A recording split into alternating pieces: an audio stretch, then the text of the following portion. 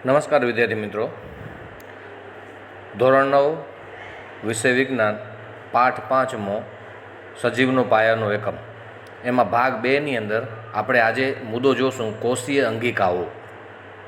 તો પ્રત્યેક કોષ પોતાના દ્રવ્યને બાહ્ય પર્યાવરણથી અલગ રાખવા પટલ ધરાવે છે।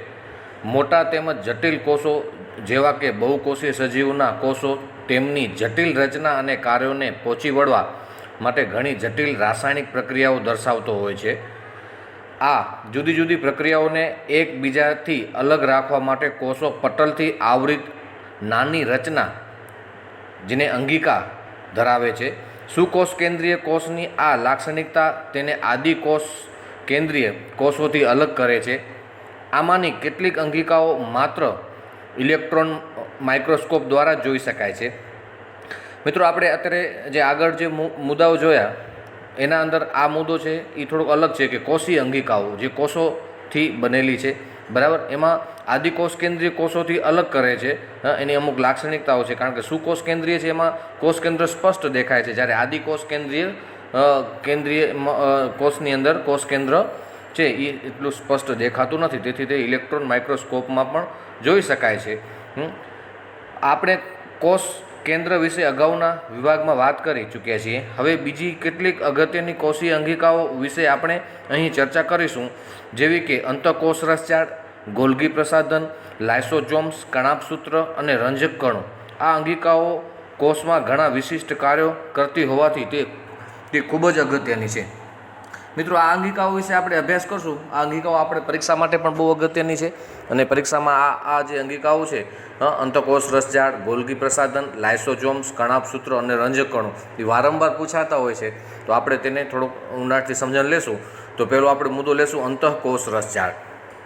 અંતઃકોષ રસજાળ પુટિકાઓ અને નલિકાઓની મોટી આવૃત જાળીરૂપ રચના ધરાવે છે। તે લાંબી નલિકામય કે ગોળાકાર અથવા કોથળી જેવી પુટિકાઓ જેવી રચના ધરાવે છે। અંતઃકોષ રસજાળની પટલીય સંરચના કોષરસ પટલની સંરચનાને મળતી આવે છે।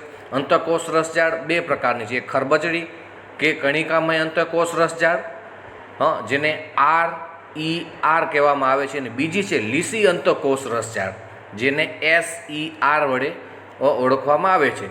તો RER એટલે કે ખરબચડી અંતઃકોષ રસજાળ, ખરબચડી સપાટી સૂક્ષ્મદર્શક યંત્રની નીચે ખરબચડી અંતઃકોષ રસજાળની સપાટી ખરબચડી દેખાય છે, કારણ કે તેની સપાટી પર કણો જેવી રચના જોવા મળે છે, જેને રિબોઝોમ્સ કહેવામાં આવે છે। એની સપાટી ઉપર કણો જેવી રચના જોવા મળે છે, જેને આપણે રિબોઝોમ્સ કહીશું।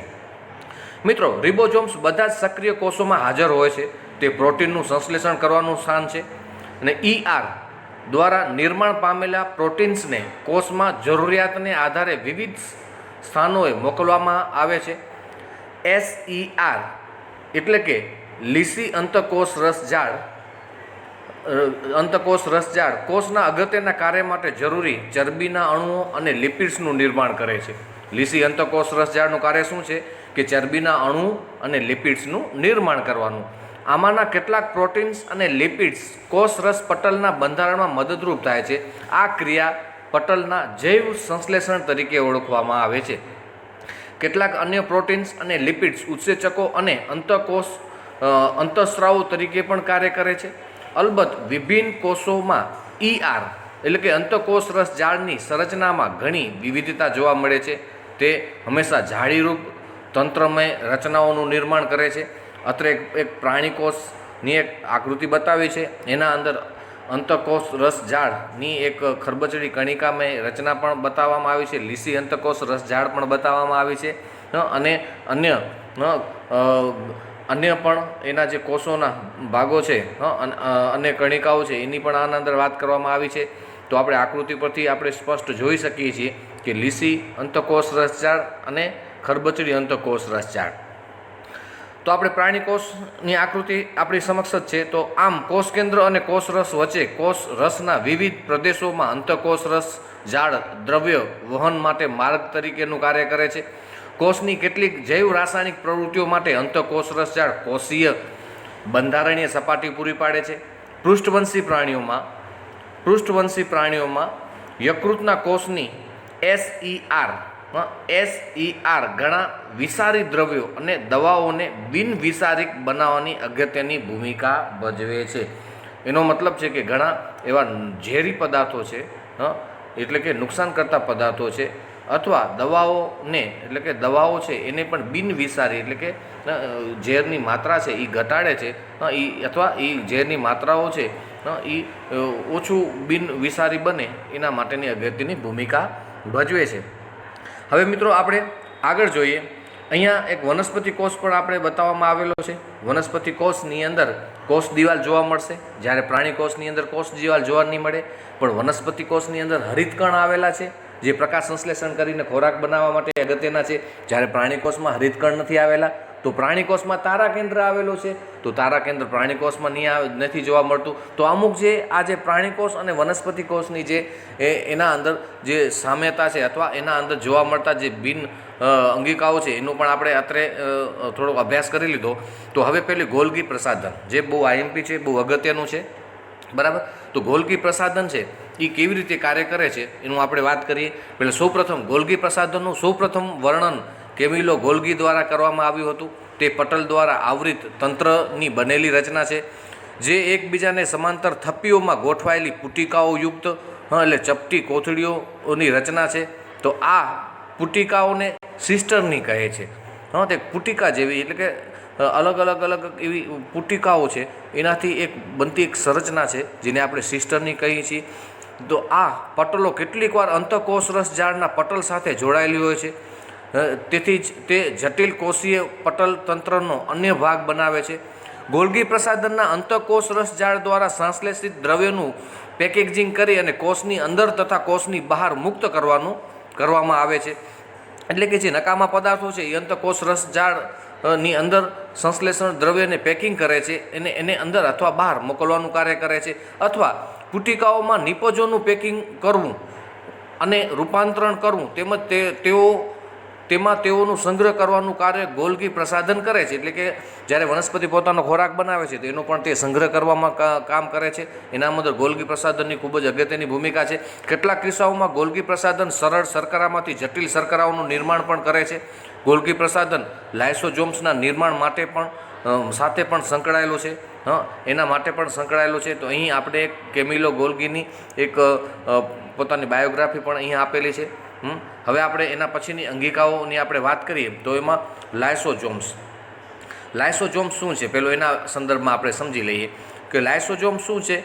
કે લાઇસોઝોમ્સ છે એ કોઈ પણ કોષની અંદર કચરા સ્વરૂપે તોજાયેલો કચરો અથવા કોઈપણ નુકસાન પામેલી કોઈપણ કોષીય અંગિકાઓ છે તો એ કોષીય અંગિકાઓનો નાશ કરે છે અથવા કોષીય અંગિકાઓને તે પાચન કરી નાખે છે અને એને નાશ કરે છે. એટલે કે તેને આત્મઘાતી કોથળી પણ કહેવામાં આવે છે. ચલો એનું થોડુંક વિસ્તારથી સમજીએ. મુદ્દો છે લાઇસોઝોમ્સ. કોષના ઉત્સર્ગ દ્રવ્ય કે કચરાને ત્યજતા તંત્રના પ્રકાર તરીકે લાઇસોઝોમ્સ આવેલી છે. કોઈ પણ બહારથી પ્રવેશતા દ્રવ્ય તેમજ તૂટેલી કોષીય અંગિકાઓનું પાચન કરીને કોષને સ્વચ્છ રાખવામાં લાઇસોઝોમ મદદરૂપ છે. મિત્રો અહીંયા કોઈ પણ તૂટેલી કોષીય અંગિકાઓ છે, કદાચ કોઈ પણ કોષીય અંગિકાઓ ડેમેજ થઈ ગઈ હોય એટલે કે તૂટી ગઈ હોય અથવા કોઈ પણ નકામો પદાર્થ છે એને બહાર તજવા માટેની આ કામગીરી કરે છે અને કોષને સ્વચ્છ રાખે છે. એ કામગીરી લાઇસોઝોમ્સ કરે છે. બહારથી પ્રવેશતા દ્રવ્યો જેવા કે બેક્ટેરિયા, ખોરાક, જૂની અંગિકાઓ જે નાશ થવાને આરે હોય તેનું લાઇસોઝોમ્સ વિઘટન કરી નાખે છે અને નાના ટુકડાઓમાં ફેરવે છે. અને લાઇસોઝોમ્સ પાચન માટે સક્રિય ઉસેચકો ધરાવતી હોવાથી બધા જ કાર્બનિક દ્રવ્યોને તોડવાની ક્ષમતા ધરાવે છે. કોષીય ચયાપચય દરમિયાન વિક્ષેપ સર્જતા લાઇસોઝોમ્સ પોતાનું કોષનું જ પાચન કરી નાખે છે. અને ઉદાહરણ તરીકે જ્યારે કોઈ કોષ ઈજાગ્રસ્ત બને ત્યારે લાઇસોઝોમ્સ તૂટે છે અને તે પોતાના જ ઉત્સેચકો દ્વારા પોતાના જ કોષનું પાચન કરી નાખે છે. આથી લાઇસોઝોમ્સને કોષની આત્મઘાતી કોથળી તરીકે પણ ઓળખવામાં આવે છે. આપણે આ લાઇસોઝોમ્સ વિશે માહિતી લીધી, જે પોતાના જે કોષો છે એનું જ પાચન કરી નાખે છે અથવા જે નુકસાન અથવા જે ત્વજાયેલા કચરા છે એનો નિકાલ કરવા માટે અને કોષને સ્વચ્છ રાખવા માટેનું અગત્યની ભૂમિકા ભજવે છે. ત્યાર પછી આવશે કણાભસૂત્રો. મિત્રો, કણાભસૂત્રો વિશે આપણે અગાઉના ધોરણમાં પણ ભણી ગયા છીએ. જે કોષનું પાવર હાઉસ છે, જે કોષને શક્તિ પૂરી પાડે છે, જે કોષને શક્તિનો જથ્થો સંકટ સમય પૂરો પાડે છે, તેથી તેને શક્તિઘર પણ કહેવામાં આવે છે. એના અંદર એટીપી છે, એડેનોસાઇન ટ્રાયફોસ્ફેટ, જે શક્તિ પૂરી પાડે છે. એના વિશે હવે થોડોક આપણે પ્રકાશ પાડીએ તો હવે મુદ્દો છે કણાભસૂત્ર. કણાભસૂત્રને કોષના શક્તિઘર તરીકે ઓળખવામાં આવે છે. કણાભસૂત્રો 2 આવરણો ધરાવે છે. બાહ્ય આવરણ ઘણું ખરું છિદ્રિષ્ટ હોય છે, જ્યારે અંતઃ આવરણ ઊંડા અથવા અંતઃ પ્રવર્ધકો ધરાવે છે. આ પ્રવર્ધકો એટીપીનું નિર્માણ માટેની રાસાયણિક પ્રક્રિયાઓ માટે વિશાળ સપાટી પૂરી પાડે છે. જીવનની વિવિધ રાસાયણિક પ્રવૃત્તિઓ માટે ઉર્જાની જરૂરિયાત હોય છે, જેને ઉર્જા એટીપી એટલે કે એડિનોસાઇન ટ્રાયફોસ્ફેટના સ્વરૂપમાં કણાભસૂત્ર દ્વારા મુક્ત થાય છે. એટીપીને કોષના ઉર્જા ચલન કે શક્તિ ચલન તરીકે ઓળખવામાં આવે છે. યાંત્રિક કાર્ય માટે અને નવા રાસાયણિક સંયોજનો બનાવવા માટે શરીરમાં એટીપીના સ્વરૂપમાં ઉર્જા સંગ્રહ થાય છે. જ્યારે કોષને શક્તિની જરૂર પડે છે તો પેલો શક્તિનો સંચય થવો જોઈએ, શક્તિનો સંગ્રહ થવો જોઈએ. ત્યાર પછી કોષને શક્તિની જરૂર પડે તો તેમાંથી શક્તિઘરમાંથી એને શક્તિ મળે છે. તો આવી રીતે કણાભસૂત્ર છે એ શક્તિઘર છે. તેના અંદર શરીરમાં એટીપીના સ્વરૂપમાં ઉર્જાનો સંગ્રહ થાય છે અને જરૂરી સમયે શક્તિ મળી રહે છે. એને કારણે કોષ છે એ પોતાનું કાર્ય છે એ સરળતાથી અને કોષનું નિયંત્રણ કરી શકે છે. મિત્રો, હવે આગળ આપણે જોઈએ તો કણાભસૂત્રો અદ્ભુત અંગિકાઓ છે, કારણ કે તેઓ પોતાના ડીએનએ અને રિબોઝોમ્સ ધરાવે છે. આથી કણાભસૂત્રો પોતાના કેટલાક પ્રોટીન્સનું નિર્માણ કરવાની પણ ક્ષમતા ધરાવે છે. શક્તિ પૂરી પાડે છે, ઉપરાંત કેટલાક પ્રોટીનનું નિર્માણ કરવાની પણ એમાં ક્ષમતા ધરાવે છે. એટલે કણાભસૂત્ર પણ એક અગત્યનો પ્રશ્ન છે. બરાબર. અને કોષોમાં કણાભસૂત્રની પણ અગત્યની ભૂમિકા છે, તેથી આપણે મુદ્દો યાદ રાખવાનો છે. ત્યાર પછી નવો મુદ્દો આપણે જોશું રંજક કણો. રંજક કણો વિશે આપણે પ્રકાશ પાડીએ તો રંજક કણો માત્ર વનસ્પતિ કોષોમાં જ હોય છે. તે 2 પ્રકારના છે. ક્રોમોપ્લાસ્ટ એટલે કે ક્રોમોપ્લાસ્ટ એટલે કે રંગકણો, અને બીજો આવશે લ્યુકોપ્લાસ્ટ એટલે કે શ્વેત કે રંગહીન કણો. એટલે કે રંગહીન કણો અને રંગ વગરના એટલે કે રંગહીન કણો. તો આ 2 કણો એમાં જોવા મળશે. એમાં રંજક કણો છે એ ક્લોરોફિલ રંજક દ્રવ્ય ધરાવે તો તે હરિત કણો તરીકે પણ ઓળખવામાં આવે છે. આપણે જોયું છે હરિત એટલે લીલો રંગ. વનસ્પતિ છે એ હરિત કણ ધરાવે છે, જેને કારણે વનસ્પતિ, લીલી વનસ્પતિ સૂર્યપ્રકાશની હાજરીમાં પોતાનો ખોરાક જાતે બનાવે છે. એના અંદર હરિત કણો આવેલા હોય છે. વનસ્પતિમાં હરિત કણો પ્રકાશ સંશ્લેષણ માટે ઘણા અગત્યના છે. હરિત કણો ક્લોરોફિલ સિવાય વધારાના પીળા કે નારંગી રંજક દ્રવ્યો પણ ધરાવે છે. રંગહીન કણો પ્રાથમિક કક્ષાની અંગિકાઓ છે કે જેમાં સ્ટાર્ચ, ચરબી અને પ્રોટીન કણિકાઓનો પણ સંગ્રહ થાય છે. રંગહીન કણો એ પ્રાથમિક કક્ષાની એક અંગિકાઓ છે જેમાં સ્ટાર્ચ, ચરબી, પ્રોટીન કણિકાઓનો સંગ્રહ થાય છે. હવે હરિતકણના આંતરિક આયોજનમાં ઘણા બધા પટલીય સ્તરો દ્રવ્યોમાં લટકતા આવેલા હોય છે, જે દ્રવ્યોને સ્ટ્રોમા કે આધારક કહે છે. તેમની બાહ્ય સંરચના કણાભસૂત્રને મળતી આવે છે. કણાભસૂત્રની જેમ રંજક કણો પણ પોતાની ડીએનએ અને રિબોઝોમ્સ ધરાવે છે. કણાભસૂત્રની જેમ રંજક કણો પણ ડીએનએ અને રિબોઝોમ્સ ધરાવે છે. એ પણ આપણે યાદ રાખવાનું છે. આના અંદર રંજક કણો, તો રંજક કણોના આપણે 2 પ્રકાર જોયા, ક્રોમોપ્લાસ્ટ અને બીજો છે લ્યુકોપ્લાસ્ટ. બરાબર. અને એમાં હરિત કણ છે જે લીલો રંગ ધરાવે છે. બરાબર. એ વનસ્પતિ સૂર્યપ્રકાશની હાજરીમાં પ્રકાશ સંશ્લેષણ ક્રિયા કરવા માટે હરિતકણ બહુ અગત્યના છે. એનો પણ આપણે અભ્યાસ જોયો અને આપણે અંતમાં જોયું કે કણાભસૂત્રની જેમ જ રંજક કણો પણ પોતાના ડીએનએ અને રિબોઝોમ્સ ધરાવે છે. મિત્રો, હવે રસધાની. હવે નવો મુદ્દો છે આપણી રસધાની. આપણે જોયું છે કે વનસ્પતિ અને પ્રાણીઓ બંનેની અંદર રસધાની હોય છે, પરંતુ પ્રાણી છે એમાં રસધાની નાની હોય છે અને વનસ્પતિમાં રસધાની મોટી હોય છે, જે 55% કરીને 90% સુધીનો ભાગ કોષનો રોકે છે. એના વિશે થોડો આપણે પ્રકાશ પાડીએ તો રસધાનીઓ ઘન અને પ્રવાહી પદાર્થોનો સંગ્રહ કરતી કોથળીઓ જેવી રચના છે. રસધાનીઓ પ્રાણી કોષોમાં નાના કદની હોય છે, જ્યારે વનસ્પતિ કોષોમાં ઘણા મોટા કદની હોય છે. કેટલાક વનસ્પતિ કોષોમાં કેન્દ્રિસ્થ રસધાની કોષના કદના 50 થી 90% ભાગ રોકે છે. હવે વનસ્પતિ કોષમાં રસધાનીઓ કોષીય દ્રવ્ય દ્વારા ભરેલી હોય છે, જે કોષને આસુનતા અને બરડતા આપે છે. આસુનતા અને બરડતા આપે છે, એટલે કે કોષ છે એની મજબૂતાઈ આપે છે અને કોષ છે એ બરડ બને છે, જેથી તે નમ્યતા પણ ધરાવે છે. વનસ્પતિ કોષના જીવનમાં અગત્યના ઘણા દ્રવ્યોનો સંગ્રહ રસધાનીઓમાં થાય છે, જેમાં એમિનો એસિડ્સ, શર્કરા, વિવિધ કાર્બોનિક એસિડ્સ અને કેટલાક પ્રોટીન્સનો પણ સમાવેશ થાય છે. અમીબા જેવા એક કોષીય સજીવો અન્નધાની એટલે કે ખોરાકનો સંગ્રહ કરતી રસધાનીમાં ઉપયોગમાં લેવાયેલા ખોરાક દ્રવ્યો ધરાવે છે. કેટલાક એક કોષી સજીવો વિશિષ્ટ પ્રકારની રસધાનીઓ પણ ધરાવે છે, જે વધારાના પાણીનો અથવા કેટલાક નકામા પદાર્થનો કોષમાંથી ત્યાગ કરવામાં મહત્ત્વની ભૂમિકા ભજવે છે. આપણે અમીબાની વાત કરીએ તો અમીબા પણ ખોટા પગોનું નિર્માણ કરી અને ખોરાકને અંતઃગ્રહણ કરી અને પોતાના શરીરની અંદર એ ખોરાકનો જથ્થો છે એ સંગ્રહ કરે છે અને એમાં ખોરાકમાંથી જે કોષ રસ છે એ એકઠો કરે છે રસધાનીમાં, અને ત્યાર પછી નકામા પદાર્થ છે તો એ નકામા પદાર્થને કોષની બહાર ત્યજી નાખે છે, એટલે કે બહાર નકામા પદાર્થને કાઢી નાખે છે. તો આપણે આ રસધાનીની આપણે વાત કરી. તો હવે આગળ જોઈએ તો પ્રત્યેક કોષ આ રીતે તેમની પોતાની જ રચના અને કાર્ય કરવાની ક્ષમતા ધરાવે છે, કારણ કે તેનું પટલીય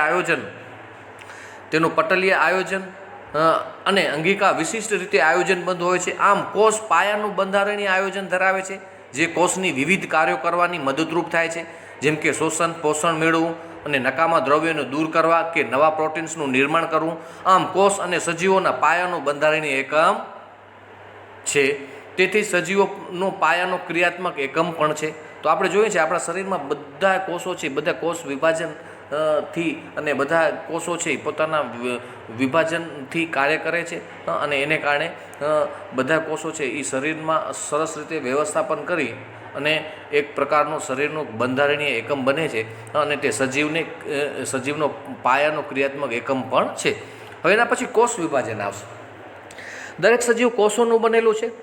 તો જે કોષ છે એ શું કરે છે, પોતાનું કોષ વિભાજન કરી અને પોતાનું જે કોષ કેન્દ્ર છે એમાં જ પોતાનું કોષ વિભાજન કરે છે, ત્યારે એક કોષમાંથી બે કોષનું નિર્માણ થાય છે, અને બે કોષ જે બન્યા છે એ પણ ધીરે ધીરે પુખ્ત થાય ત્યારે એમાંથી પણ કોષ વિભાજન થઈ અને બેમાંથી 4 કોષો બને છે. તો આમ ધીરે ધીરે કોષ વિભાજનની પ્રક્રિયા પણ વિશે પણ આપણે જોઈએ, અને કોષ વિભાજનની પ્રક્રિયાની અંદર અર્ધીકરણની પ્રક્રિયા અને સંભાજનની પ્રક્રિયાઓ પણ જોવા મળશે.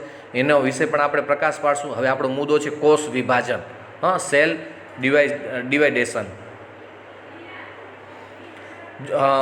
જૂના મૃત અને ઈજાગ્રસ્ત કોષોના સ્થાને સજીવોમાં ક્રમાનુસાર વૃદ્ધિથી નવા કોષોનું નિર્માણ થાય છે. મિત્રો આપણે જોયું છે કે ઘણી વખત આપણા પણ ચામડીનો કોષો ઘણી વખત ઘર્ષણને કારણે તૂટી જતા હોય છે, શરીરમાંથી છૂટા પડી જતા હોય છે. એ દરમિયાન એ ભાગોમાં થોડા સમય પછી પાછા નવા કોષો આવી જતા હોય છે. તો જે ચામડીના નીચેના કોષો છે એ વૃદ્ધિ વિકાસ કરી અને નવા કોષોનું સર્જન કરે છે, એટલે કે નવા કોષોનું નિર્માણ કરે છે. અને પ્રજનન માટે જન્યુ કોષોનું નિર્માણ આવશ્યક છે. જે ક્રિયા દ્વારા નવા કોષોનું નિર્માણ થાય છે તે કોષ વિભાજન કહે છે. કોષ વિભાજનના 2 પ્રકાર છે, સંભાજન એટલે કે સરખું ભાજન અને અર્ધીકરણ એટલે કે અર્ધીકરણથી કોષો છે 2 અડધા થઈ અને નવા કોષોનું નિર્માણ થાય છે. કોષ વિભાજનથી તે ક્રિયા કે જે વૃદ્ધિ માટે મોટા ભાગે કોષ વિભાજન થાય છે તેને સમવિભાજન કહેશું. વૃદ્ધિ માટે મોટા ભાગે જે કોષ વિભાજનની પ્રક્રિયા થાય છે એને આપણે સમવિભાજન કહેશું. ને આ ક્રિયા પ્રત્યેક કહેવાતા માતૃકોષો વિભાજનથી 2 સમાન બાળકોષોનું નિર્માણ થાય છે. અહીંયા આકૃતિ આપણે બતાવેલી છે, તો એ આકૃતિ પ્રમાણે આપણે જોઈએ છીએ તો એક માતૃકોષમાંથી 2 બાળકોષો છે છૂટા પડે છે. તો માતૃકોષનું વિભાજનથી 2 સમાન બાળકોષોનું નિર્માણ કરે છે, ને બાળકોષો માતૃકોષ જેટલા જ રંગસૂત્રો ધરાવે છે. તે સજીવના વૃદ્ધિ અને પેશીઓના સમારકામમાં મદદરૂપ કરે છે. હવે આપણે અહીંયા જોશું સમવિભાજન થયા પછી એની પ્રક્રિયા આપણે જોઈએ છીએ, એમાં રંગસૂત્રોની સંખ્યા જે બાળકોષો અને માતૃકોષોમાં સરખી જ હશે, બરાબર. પરંતુ એનું કાર્ય શું છે કે સજીવમાં વૃદ્ધિ અને પેશીઓના સમારકામમાં મદદરૂપ થાય છે. મિત્રો આગળનો મુદ્દો જોઈએ એના પછી કે પ્રાણીઓના અને વનસ્પતિઓના પ્રજનન અંગો અથવા પેશીના નિયત કોષો વિભાજન પામીને જન્યુ કોષોનું નિર્માણ કરે છે, કે જેઓ પછીથી ફલન પામીને સંતતિનું નિર્માણ કરે છે.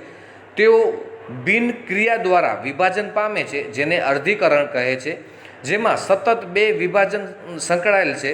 જ્યારે કોષ અર્ધીકરણ દ્વારા વિભાજન પામે ત્યારે 2 સ્થાને 4 નવા કોષોનું નિર્માણ કરે છે, જે આપણે આકૃતિ 5.8ની અંદર બતાવી છે. અર્ધીકરણની પ્રક્રિયા છે. સૌપ્રથમ આપણે આકૃતિ જોઈ છે. અર્ધીકરણની પ્રક્રિયાથી 2 કોષો બને છે અને 2 કોષોના અર્ધીકરણની પ્રક્રિયાથી પછી 2માંથી 4 કોષો બને છે. એ અર્ધીકરણની પ્રક્રિયા છે. તો અર્ધીકરણની પ્રક્રિયાની અંદર આપણે થોડોક મુદ્દાઓનો આપણે સમજીએ તો માતૃકોષ કરતાં નવા જ કોષોના રંગસૂત્રોની સંખ્યા અડધી હોય છે. શું તમે વિચારી શકો છો કે આ શા માટે બાળકોષોના રંગસૂત્રોની સંખ્યા અડધી જેટલી ઘટેલી છે? આપણે ઉપર સમવિભાજમાં જોયું હતું તો રંગસૂત્રોની સંખ્યા સમાન હતી, પણ અહીંયા અડધી જેટલી ઘટેલી સંખ્યાઓ છે. તો આપણે આ જે આપણે રંગસૂત્રોમાં અર્ધીકરણની પ્રક્રિયા છે એટલે એ શું થઈ જાય છે કે સંખ્યાઓ છે એની અડધી થઈ જાય છે. એટલે કે સંખ્યા રંગસૂત્રની ઘટી જાય છે. સમવિભાજનમાં રંગસૂત્રોની સંખ્યા સરખી જોવા મળતી હતી માતૃકોષમાં અને બાળકોષોમાં. ઓકે મિત્રો, આપણે અહીંયા સુધીનું આ જે ચેપ્ટરનો આપણે જે શીખ્યા છીએ એનો સાર છે એ થોડોક આપણે સમજી લઈએ, કારણ કે આ ચેપ્ટર આપણા માટે પરીક્ષા માટે બહુ અગત્યનું છે. હવે આપણે શું શીખ્યા છીએ એના વિશે આપણે જોઈએ તો પહેલો મુદ્દો કે કોષ સજીવનો પાયાનો રચનાત્મક એકમ છે. બીજો મુદ્દો કોષો કોષરસ પટલ દ્વારા આવૃત હોય છે, જે લિપિડ્સ અને પ્રોટીન્સથી બનેલી રચના છે. ત્રીજો મુદ્દો કોષરસ પટલ તે કોષોનો એક સક્રિય ભાગ છે.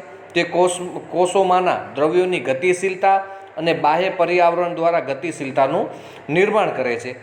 ત્યાર પછીનો મુદ્દો વનસ્પતિ કોષોમાં કોષ દિવાલ મુખ્યત્વે સેલ્યુલોઝની બનેલી હોય છે, જે કોષરસ પટલની બહારની બાજુએ આવેલી હોય છે. એના પછીનો મુદ્દો વનસ્પતિ કોષ અને બેક્ટેરિયાના કોષની કોષ દિવાલ કોષની ક્ષમતા બક્ષે છે, જેથી કોષની ખુદ મંદ માધ્યમમાં મૂકવા છતાં પણ કોષો ફાટી જતા નથી. કોષ દિવાલ હોવાને કારણે કોષો ફાટી જતા નથી, એટલે કે એને દ્રઢતા મજબૂતાઈ આપે છે. સુકોષ કેન્દ્રીયમાં કોષ કેન્દ્ર કોષરસથી દ્વિસ્તરીય પટલ દ્વારા સ્વતંત્ર કે અલગ હોય છે અને તે કોષ જીવનની ક્રિયાનું નિયંત્રણ કરે છે.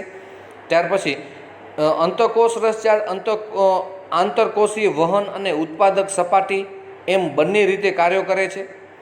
ત્યાર પછી ગોલ્ગી પ્રસાધન પુટિકાઓ થપ્પીઓ ધરાવે છે, જે પટલ દ્વારા આવૃત હોય છે. તે સંગ્રહ, રૂપાંતરણ, સંશ્લેષિત દ્રવ્યનું પેકેજિંગ કોષમાં કરે છે. ત્યાર પછી મોટા ભાગના વનસ્પતિ કોષો મોટી પટલીય અંગિકાઓ ધરાવે છે, જેને રંજક કણો કહે છે, જેના 2 પ્રકાર છે. એક રંગ કણો અને બીજા આવશે રંગહીન કણો, એટલે કે એક રંગીન કણો અને બીજા રંગ વગરના કણો. ત્યાર પછી રંગ કણો કે જે ક્લોરોફિલ ધરાવે છે, જેને હરિત કણો કહે છે અને તેઓ પ્રકાશ સંશ્લેષણ કરે છે. ને રંગહીન કણો પ્રાથમિક કાર્ય સંગ્રહ કરવાનું છે. ત્યાર પછીનો મુદ્દો મોટા ભાગના પરિપક્વ કે પુખ્ત વનસ્પતિ કોષો મોટી કેન્દ્રસ્થ રસદાની ધરાવે છે. તે કોષની આસુનતાની જાળવણી કરે છે અને અગત્યના દ્રવ્યો દ્વારા નકામા દ્રવ્યોનો સંગ્રહ કરે છે.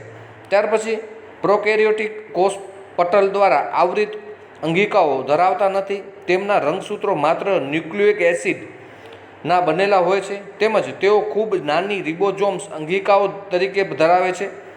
ત્યાર પછી મૃત કોષોના પ્રતિસ્થાપન માટે સજીવોના શરીરમાં વૃદ્ધિ માટે કોષનું વિભાજન થાય છે અને પ્રજનન માટે જનન કોષોનું નિર્માણ થાય છે. મિત્રો, આટલા મુદ્દાઓ આપણે આ ચેપ્ટરની અંદર ભાગ 1 અને 2ની અંદર આપણે જોયા. એની આપણે સમજણ લીધી. આ ચેપ્ટર નાનું છે પણ બહુ સમજવા જેવું છે, બહુ અગત્યના મુદ્દાઓ છે. તો આપણે સરસ રીતે આ ચેપ્ટર પણ પૂરું કર્યું. તો આ ચેપ્ટરની અંદર તમે પાછું એક વખત ફરી રિવિઝન કરી લેજો. જે મુદ્દાઓ ન સમજણ પડે તો એને સમજવાનો પ્રયત્ન કરજો. અને આ પાઠના હું પ્રશ્ન પણ આના સાથે હું મોકલીશ, તો તમે સરસ રીતે નોટની અંદર સારા અક્ષરે લખજો અને પરીક્ષાની અંદર સરસ વાંચન કરી અને સરસ રીતે રજૂઆત કરજો. એવી અભિલાષા રાખું છું. અને આ જે મુદ્દાઓ સમજાવે છે એ તમને સમજાણા જ હશે. ને એવી આશા સાથે હું વિરમું છું. આભાર, ધન્યવાદ, થેન્ક યુ.